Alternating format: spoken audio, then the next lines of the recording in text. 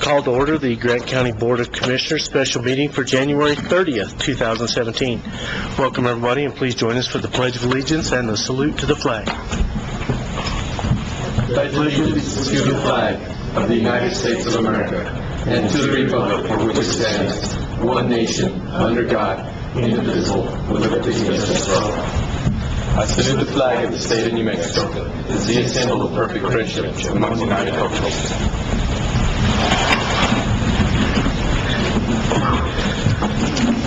Madam Manager, are there any changes need to come to the agenda? No, sir. Commissioners? No. Okay. Can I get a motion to approve? So moved. Second. There's a motion and a second to approve the special meeting agenda. Any discussion on that motion? Seeing none, all those in favor signify by saying aye. Aye. Motion passes. So at this time, we'll open the public hearing and discussion regarding ordinance number O-1702, entitled an ordinance authorizing a tax rebate to benefit low-income property taxpayers for the taxable years 2017 through 2018. Madam Manager, can you brief us on that? Or defer? I'll defer to Abby. Mr. Chairman, we talked about this, a couple weeks ago, and we have a resolution in front of you to give a notice of intent to consider this ordinance on the low-income rebate, and this is the hearing required by statute to entertain that question of whether you would adopt that rebate. And as I had briefly mentioned before, I actually don't recommend this. I have the same recommendation as I have had in the past, which is this is an unknown risk financially that it's, although I think, in different circumstances it might be a great idea, but we just don't know how much this will cost the county. Several years back, I did a comparison with a county that has the rebate in place, or at least they did at the time I did this. I think this was 2011, maybe. And what I figured out was it was Santa Fe. They had, they adopted the rebate, and they started at around $300,000 when they adopted it in 2009. And then by the time I had looked it up, it had gone up to $500,000. So it could increase substantially in a short amount of time. And then I compared that to us, because Santa Fe was about 5 times our size, population-wise. And I came up with, just as a rough estimate, if we were similar to Santa Fe, it could be in between $60,000 to $100,000 just to start this initially. Anyway, so those are the basis of my recommendation of not adopting it, because it is an unknown financial risk. Thank you, Abby. Okay, at this time we'll open the public hearing to the public. If anybody wants to say something, just raise your hand. Okay, then I'll open it to commissioners. Commissioner? Thank you, Mr. Chair. So, I think it's important to have some information about what's happening at the state level that is affecting the county on the record, and so I'm going to take this opportunity to do that. As the former director of the Volunteer Center and the coordinator for Healthy Kids, Healthy Communities, I've spent the last 11 years deeply committed to working with and advocating for low-income families in Grant County. With that in mind, I offer these comments on the topic of a property tax benefit for low-income families. 2 years ago, the state reneged on their commitment to counties and municipalities by starting the process to do away with hold harmless funds. Now the state is talking about doing away with the 15-year phase-out plan, which would cost the county $2 million immediately. The town of Silver City has already lost $340,000 and will also lose $2 million immediately in an accelerated phase-out. The legislature also gave themselves the authority to claw back funds previously committed to vital area projects, including Colonias funds and rural fire protection dollars, which will cost the county an additional $3 million. The state is also taking $2 million from the town of Silver City, and that does not include their share of the Colonias dollars. The state is taking an unknown amount of money from the E911 funds, and when the state is done balancing this year's budget, there is not going to be one extra penny left. Conservative estimates place the deficit for 2017-18 at $300 to $500 million, and that does not take into consideration the likelihood that the ACA will be repealed, throwing over 250,000 New Mexicans off their insurance and costing New Mexico an estimated $28 billion over the next 3 years in federal funds. What happens when corporations and individuals don't pay a proportionally fair share of taxes is those with the least are asked to sacrifice the most. And that isn't just families in rural communities, it is also the counties and municipalities that serve those families in rural areas.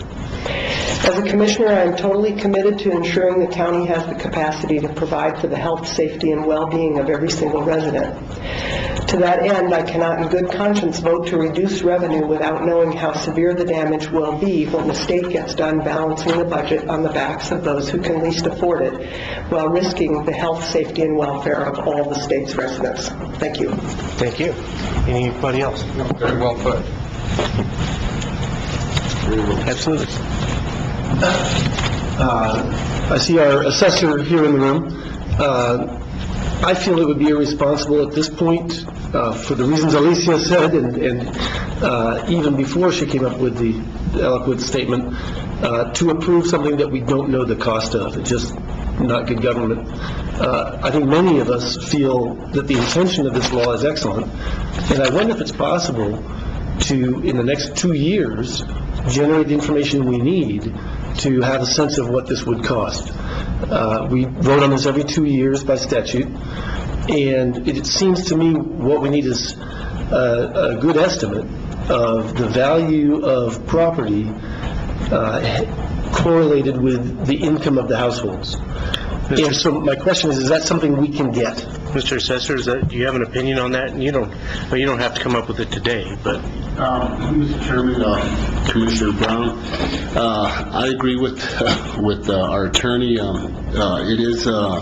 It's really a guessing game at this moment, and it all depends on how many people are actually going to file for this rebate.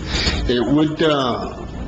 I do have a complete breakdown on all your 65-year and older that have filed with the income, and but to specify exactly who's actually going to come in, it would be quite difficult to do that. But I could run some numbers with what I have at this moment with this valuation freeze, and that could give us some kind of an estimated value amount.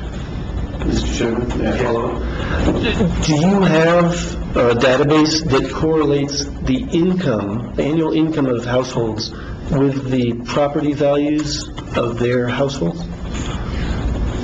Just on the 65-year and older freeze, that's about it.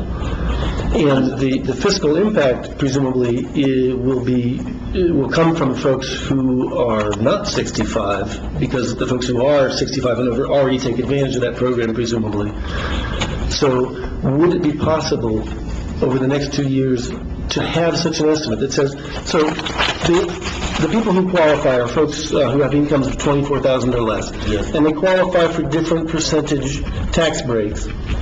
Let's just take an example. Would it be possible to say that some $200,000 worth of property values is held by families whose income is $20,000 to $22,000? Would that kind of breakdown even be possible? It could be. Yes, sir. Mr. Chairman, Commissioner Brown, yes, we have what we end up every year with a tax estimation on valuation and also income, an average income and so on, like in Grand County or different counties, and we receive that data on a yearly basis. It would be, the only difficult part about this is you would have to actually know what the people's incomes are, and you would actually have to ask them, and they would actually give you that information. And I don't think it'd be a problem if if they would disclose that information, and I could break it down with our values. But yes, it could be possible. That is correct, Mr. Chairman, board members. Yes. That's what I'm gathering. Mr. Chairman, I think that would you use to determine, to get their gross income of every resident in the You would have county? to actually specifically ask them, and they would have to come in and report that information. Yes, it would be an interesting chore to do that there, Commissioner Brown. Interesting and perhaps frustrating. Very frustrating, yes. Thank you, Chair. Anybody else? Yes. Okay. So there would be no obligation, obviously, on their part to report that. There would be a benefit maybe, but, so getting any certain significant percentage would be really difficult. It'd be very difficult, actually. Okay. You know, Chairman, Commissioners, I would just like for, to clarify on the records, because we do have that freeze, that valuation freeze, that it does help the elderly, just to freeze their value 65 years and older. And I got a copy of all this information for you, for the commission, but it's a whole different, you know, it's not a rebate, it's actually just a valuation freeze. That's all that is. Right, totally different. Anything else? Sure. That makes it revenue neutral, correct? That is correct. Anybody else? Can I get a motion? Mr. Chairman, I'd like to make the motion that we disapprove ordinance number 017-02. I'll second that. There's a motion and a second to disapprove ordinance O-1702. Is there any discussion on that motion? Seeing none, all those in favor signify by saying aye. Aye. Is that unanimous? Yes. Passed. So it is disapproved. Next item on the agenda is agreements. Approve or disapprove amendment number 1 to the agreement A-1640, direct purchase of services agreement with the North Central New Mexico Economic Development non-district, non-metro area on aging, agency on aging. You want to go through that, Madam Manager? Mr. Chairman, Commissioners, this amendment is revising the contract amount by decreasing the dollar amount by $13,543, and this is a result of the 5% cuts that the legislature approved in the special session. That was a across-the-board 5% cut, and so this was the 5% to our particular grant agreement. Most of it was in transportation-related costs, gas.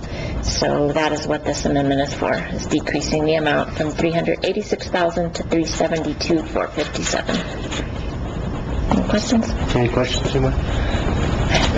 Go here. How come the decrease is not 5%? Is that because not all of this was from this fiscal year? Well, The 5% on, this is how it is explained to us, is the Okay. result of this decrease was because of they had their budget cut 5%. okay. Well, it means They that- made the decision, they asked us where could we absorb the cost the easiest, and we said as far as our transportation, because we absorbed that through Corey Caminos a lot, so we said that would be the least intrusive area to hit, and they're the ones that, AAA is the one that made the actual cuts based on feedback. But, no, I know it doesn't equate Looks like it's exactly to about 5%, 3.5%. but it relates back to the 5% cut that Okay. that department received as a result of the special session. Well, since it's less than 5, I'm happy, so. We were very fortunate, so. Can I get a motion? I'll move that we approve the amendment to the Second. agreement. There's a motion and a second to approve amendment number 1 to agreement A-1640, direct purchase of services agreement with the North Central New Mexico Economic Development District, non-metro area agency on aging. Is there any discussion on the motion? Seeing none, all those in favor signify by saying aye. Aye. Motion passes. Seeing no other items on the agenda, can I get a motion to adjourn? So moved. All those in favor signify by saying aye. Aye. Aye. Motion passes. Thank you very much.